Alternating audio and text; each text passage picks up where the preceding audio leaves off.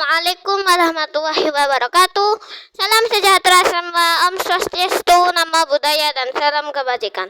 Hari ini Indonesia Garuda Channel akan melanjutkan video daerah istimewa Yogyakarta episode kelima, yaitu ekonomi daerah istimewa Yogyakarta. Nah, sebelum videonya dimulai, jangan lupa tekan like dan tekan subscribe di channel ini agar Indonesia Garuda bisa semangat untuk membuat video lainnya dan melanjutkan episode ke-6 daerah istimewa Yogyakarta. Oke, tanpa basa-basi kita lanjut saja ke penjelasannya. Oke, kita di sini ada gambarnya Pasar Beringharjo. Oke, lanjut. Nah, perekonomian daerah istimewa Yogyakarta antara lain meliputi sektor investasi, perindustrian, perdagangan, koperasi, dan UKM, pertanian, ketahanan dan pangan, kehutanan dan perkebunan, perikanan dan kelautan, energi dan sumber daya mineral, serta pariwisata. Kita ke bagian penanaman modal dan industri. Nah, penanaman modal di DIY dilaksanakan melalui program peningkatan promosi dan kerjasama investasi dan realisasi investasi. Capaian investasi total pada tahun 2010 mencapai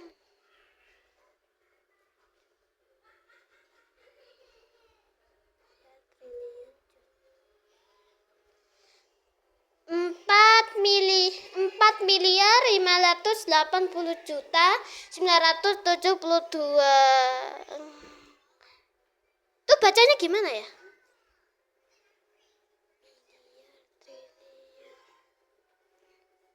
Pokoknya banyak lah. Nah, dengan rincian PMDN sebesar 1.884.925. Gak tau lah. 1.884.925.000. Gak tau lah. Pokoknya itulah.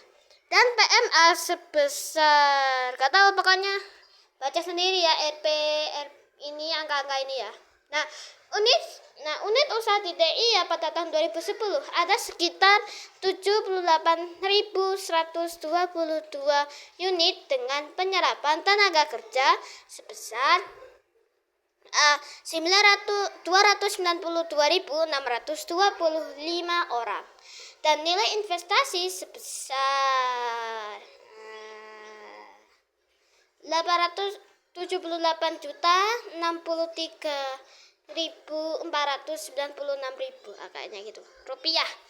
Lalu kita ke bagian perdagangan dan UKM. Nah, varian produk ekspor DIY andalan itu meliputi produk olahan kulit, tekstil dan kayu. Pakaian jadi tekstilnya memberi Pakaian jadi tekstil dan mebel kayu merupakan produk yang mempunyai nilai ekspor tertinggi. Namun secara umum, ekspor ke mancanegara didominasi oleh produk-produk yang dihasilkan dengan nilai seni dan kreatif tinggi yang padat karya atau labor intensif. Program pembangunan dalam mengembangkan koperasi dan UKM di DIY salah satunya adalah memberdayakan usaha mikro dan kecil dan menengah yang disinergikan dengan kebijakan program dari pemerintah pusat. Salah satu upaya pembinaan UKM adalah melalui kelompok atau sentra karena upaya ini lebih efektif dan efisien. Di samping itu, dengan sentra akan banyak melibatkan usaha mikro dan kecil. Pada tahun 2010 tercatat koperasi aktif sebanyak 1.926 koperasi dan UKM tercatat 13.998 unit usaha. Lalu kita ke bagian pertanian dan kehutanan. Tingkat kesejahteraan petani dalam bidang pertanian di DIY yang diukur dengan nilai tukar petani atau NTP NTP dapat menjadi salah satu indikator yang menunjukkan tingkat kesejahteraan petani di suatu wilayah. Pada 2010, NTP sebesar 112,74%. Ketahanan pangan merupakan bagian terpenting dari pemenuhan hak atas pangan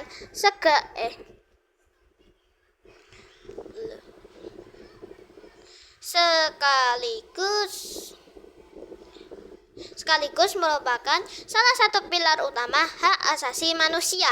Secara umum, ketersediaan pangan di DIY cukup karena berkaitan dengan musim panen, sehingga diperlukan pengaturan distribusi oleh pemerintah. Nah, pemenuhan kebutuhan ikan di DIY dapat dipenuhi dan terdiri dari perikanan tangkap maupun budidaya. Untuk perikanan tangkap dilakukan melalui pengembangan pelabuhan perikanan Sadeng dan Glaga. Produksi perikanan budidaya pada tahun 2010 mencapai 39.032 ton dan perikanan tangkap mencapai 4.906 ton dengan konsumsi ikan sebesar 22,06 kilogram ataukah per tahun. Hutan di DIY didominasi oleh hutan produksi yang sebagian besar berada di wilayah Kabupaten Gunung Kidul. Persentase luas dengan rehabilitasi lahan kritis sebesar 9,93% dan kerusakan kawasan hutan sebesar 4,94%. Sektor perkebunan dari segi produksi tanaman perkebunan yang potensial di DIY adalah kelapa dan tebu. Nah, kegiatan perkebunan diprioritaskan dalam rangka pengutuhan tanaman, memenuhi skala ekonomi serta peningkatan produktivitas dan mutu produk tanaman untuk meningkatkan pendapatan petani. Lalu kita ke bagian ESDM. Sumber daya mineral atau tambang yang ada di DIY adalah bahan galian C yang meliputi pasir, kerikil, batu gamping, kalsit, kaolin, dan zeolit, serta fleksi batu apung. Selain bahan galian golongan C tersebut, terdapat bahan galian golongan A yang berupa batu bara. Batu bara ini sangat terbatas jumlahnya. Begitu pula untuk bahan galian golongan B berupa pasir besi atau Fe, mangan atau Mn, barit atau Ba, dan emas atau Au yang terdapat di Kabupaten Kulon Progo. Dalam bidang ketenaga listrikan, khususnya listrik, minyak, dan gas DIY dipasok oleh PT PLN dan PT Pertamina. Lalu kita ke bagian pariwisata. Ya. Nah, pariwisata itu merupakan sektor utama bagi DIY. Banyaknya objek dan daya tarik wisata di DIY telah menyerap kunjungan wisatawan, baik wisatawan mancanegara maupun wisatawan Nusantara. Pada 2010 tercatat kunjungan wisatawan sebanyak 1.456.980 orang dengan rincian 152.843 dari mancanegara dan 1.304.137 orang dari Nusantara. Untuk wisata di DIY meliputi wisata MICE atau MICE, kepanjangannya merupakan Meeting, Incentive, Convention and Exhibition, wisata budaya, wisata alam, wisata minat khusus, dan berbagai fasilitas wisata lainnya seperti resort, hotel, dan restoran. Tercatat ada 37 hotel berbintang dan 1.011 hotel melati di seluruh DIY pada 2010. Adapun penyelenggaraan MICE sebanyak 4.509 kali per tahun atau sekitar 12 kali per hari. Nah, keanekaragaman upacara keagamaan dan budaya dari berbagai agama serta didukung oleh kreativitas seni dan keramah tamahan masyarakat membuat DIY mampu menciptakan produk-produk budaya dan pariwisata yang menjanjikan. Pada tahun 2010 terdapat 91 desa wisata dengan 51 diantaranya yang layak dikunjungi.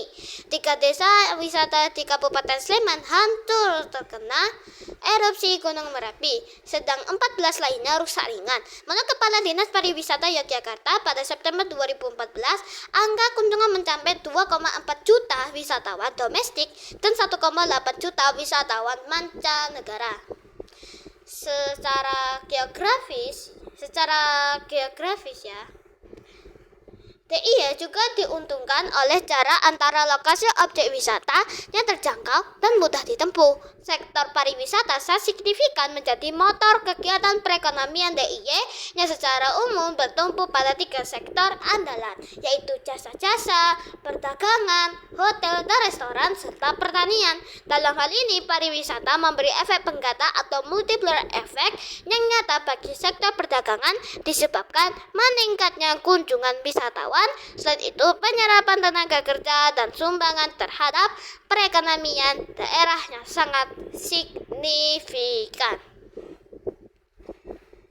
Oke, kita sampai sini saja ya. Semoga Anda senang untuk menonton videonya, dan jangan lupa untuk tekan lagi like dan subscribe agar Indonesia Garuda bisa melanjutkan lagi ke episode selanjutnya dan bisa membuat video lainnya.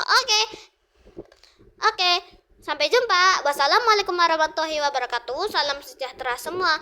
Om Santi, Om Namo Buddhaya, dan salam kebajikan. Dah, sampai jumpa.